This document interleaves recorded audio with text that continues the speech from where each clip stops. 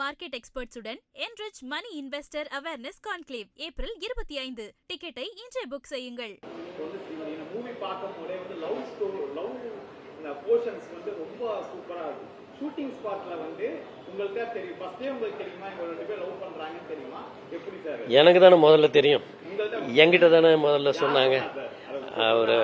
ஆமாம், இல்லை அது எல்லாருக்குமே தெரியும். பட் இந்த மூமெண்ட்டில் நான் சொல்கிறேன், அந்த தியேட்டரில் ஷூட் பண்ணிட்டு இருந்தப்போ எனக்கு இந்த பக்கம் ஷாலினி மேம் இருந்தாங்க, இந்த பக்கம் அவர் இருந்தார். அதுக்கு முன்னாடி ஒரு அதுதான் முதல் ஷெட்யூல், ஒரு 10 நாள் ஷெட்யூல் தான் அது. அந்த ஷெட்யூலில் இருக்கும்போது எனக்கு தள்ளி தள்ளி தான் டேட் கொடுக்கறதா இருந்துச்சு இந்த படத்துக்கு. அப்போ அஜித் சார் சொன்னார், சரஞ்சி இந்த படத்தை நான் டேட் ஃபுல்லாகவே நான் அட்டஸ்டச் நான் தரேன், இந்த படத்தை நீங்கள் முடிச்சிடுங்க சீக்கிரமா, இல்லைன்னா நான் இந்த பொண்ணை லவ் பண்ணிடணும்னு எனக்கு பயமாக இருக்குது அப்படின்னாரு. அவங்க முகம் செவந்து போச்சு. இது கிட்டத்தட்ட ஒரு ப்ரொபோசல் தான்.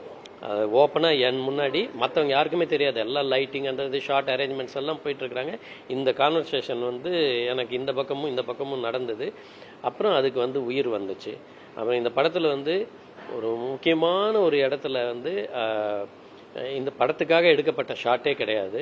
அஜித் அவர்களும் ஷாலினி அவர்களும் அவங்க அந்த காதலோடு அவங்களுக்குள்ள பேசிகிட்டு இருக்கிறத அவங்களுக்கு தெரியாமல் ஷூட் பண்ணி அந்த ஃபுட்டேஜை நான் இதில் ஒரு இடத்துல நான் வச்சிருக்கிறேன். 2 ஷாட் வரும், அதை யார் வேணாலும் கண்டுபிடிங்க, இந்த படம் பார்க்கும்போது உங்களுக்கு தெரியும். அதில் அஜித் சார் அஜித் அவர்களாக இருப்பாரே தவிர இது இந்த அமர்கலம் படத்தினுடைய அந்த வாசுங்கிற கேரக்டராக இருக்க மாட்டார். அந்த ஷாட்டை நீங்கள் உன்னிப்பாக பார்த்தீங்கன்னா கண்டுபிடிச்சிடலாம், அதில் தெரியும் உங்களுக்கு.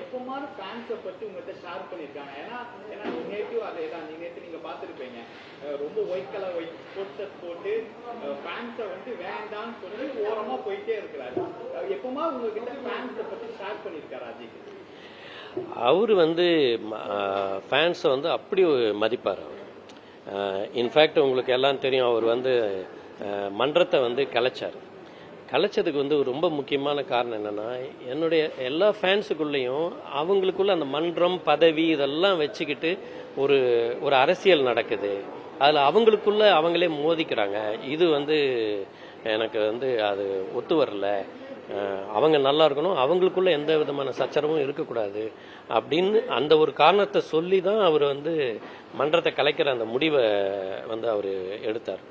ஸோ அவர் ஃபேன்ஸ் மேலே எப்பவுமே அவருக்கு ஒரு மிகப்பெரிய ஒரு மரியாதை மதிப்பு. அது எப்பவுமே அவர் சொல்லுவார் இல்லையா, நீங்கள் உங்கள் வேலையை நீங்கள் கரெக்டாக பாருங்கள், என் படம் நல்லா இருந்தால் பாருங்கள், பிடிச்சா பாருங்கள் அப்படிங்கிறது தான் அவருடைய எப்பவுமே அந்த டேக்லைன் அவர் எப்பவுமே அதுதான் கொடுப்பாரு. அவர் ரொம்ப உண்மையாக இருக்கிறார். அவருடைய வார்த்தைகளுக்கு அவர் சும்மா ஒரு புகழுக்காகவோ இல்லை மற்றவங்க பாராட்டணுங்கிறதுக்காகவோ அவர் என்றைக்குமே பேசுறதே கிடையாது. அவர் நேற்று வந்ததும் சரி, எல்லா யதார்த்தமான ஒரு மனிதர். நீங்களே பார்க்குறீங்க, அவர் ஸ்கூல் கிரவுண்டில் போய் அவர் பாட்டுக்கு உட்காந்துக்குவார் பையன் ஆடுறத பார்க்கறதுக்கு. இப்படி அவர் தன்னை தானே டிசைன் பண்ணிக்கிட்ட, அவரே சொல்கிற மாதிரி தன்னை தானே செதுக்கிக்கிட்ட ஒரு ஒரு ஒரு வலிமையான ஒரு சிற்பம் நம்மளுடைய அஜித் அவர்கள்.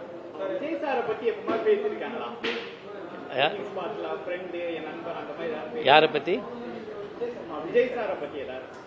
அது எனக்கு தெரியுமே, அவங்க நல்ல ஃப்ரெண்ட்ஸ் தான். ஏன் நம்ம அசல் படம் பண்ணும்போது கூட அதனுடைய பாடல்கள் எல்லாம் விஜய் சாருக்கு அவர் போட்டு காமிச்சாரு. அவர் ரொம்ப ரசிச்சாரு. இந்த மாதிரி ஒரு இதெல்லாம் இருக்கும், ஒரு கிவ் அண்ட் டேக் அவங்களுக்குள்ள எப்பவுமே இருக்கும்.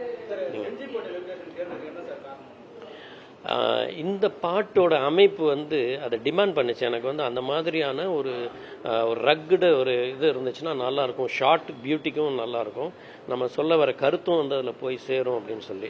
அப்போ அதுக்காக நான் யோசனை பண்ணப்போ தான் நான் செஞ்சி ஃபோர்ட் அதுக்கு முன்னாடி நான் பார்த்துருந்தேன். அது எனக்கு ஞாபகம் வந்துச்சு, ஒய் நாட் நம்ம இங்கேயே இந்த பாட்டை எடுக்கக்கூடாது அப்படின்னு சொல்லிட்டு தான் அந்த செஞ்சி ஃபோர்ட் பின்னணியில் அந்த பாட்டு. ஆமாம், தேங்க்யூ. இப்போ உள்ள கரண்ட் பொலிட்டிக்கல் பத்தி உங்களுடைய ஒப்பீனியன் என்னவா இருக்கும்?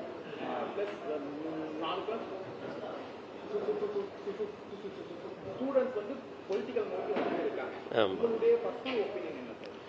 இல்லை, இன்னைக்கு அரசியல் புரிதல்ங்கிறது ஓரளவுக்கு விலகி இருந்த ஒரு பர்டிகுலர் யூத் அவங்க வந்து எங்களுக்கு சினிமா இல்லை மற்ற பொழுதுபோக்கு போதும், அரசியலெல்லாம் எங்களுக்கு வந்து புரியலை வேண்டாம் அப்படின்னு ஒதுங்கி இருந்தவங்களுக்கு வந்து அரசியலை நோக்கி ஒரு சக்தி இழுத்து அதை வந்து அரசியல்னா என்னன்னு ஒரு புரிதலை ஏற்படுத்திக்கிட்டு இருக்கு இப்போ.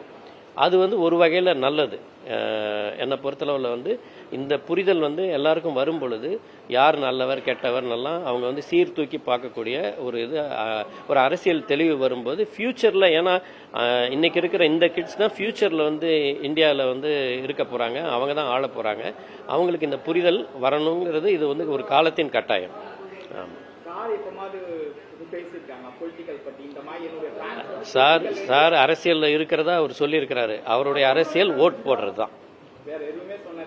வாக்காளராக இருக்கிறதே அது வந்து ஒரு அரசியல் தானே. அந்த அரசியல் வந்து என்னுடைய அரசியல் கடமையை நான் பண்ணுறேன். இப்போ கூட பாருங்கள், பெல்ஜியத்திலேருந்து பறந்து வந்துட்டார். அவர் நினச்சிருந்தா அங்கே கொண்டாடி தீர்த்திருக்கலாம், அந்த வெற்றியை கொண்டாடிட்டு இருந்திருக்கலாம். பட் வந்து ஓட்டு போடணுங்கிற அந்த ஜனநாயக கடமைக்காக அவர் வந்து ஐ திங்க் தமிழ்நாட்டில் பதிவான முதல் ஓட்டு அவருடையதாக தான் இருக்கும். நன்றி, தேங்க்ஸ். முன்னணி market எக்ஸ்பர்ட்ஸுடன் enrich money investor awareness conclave April 25. டிக்கெட்டை இன்றே புக் செய்யுங்கள்.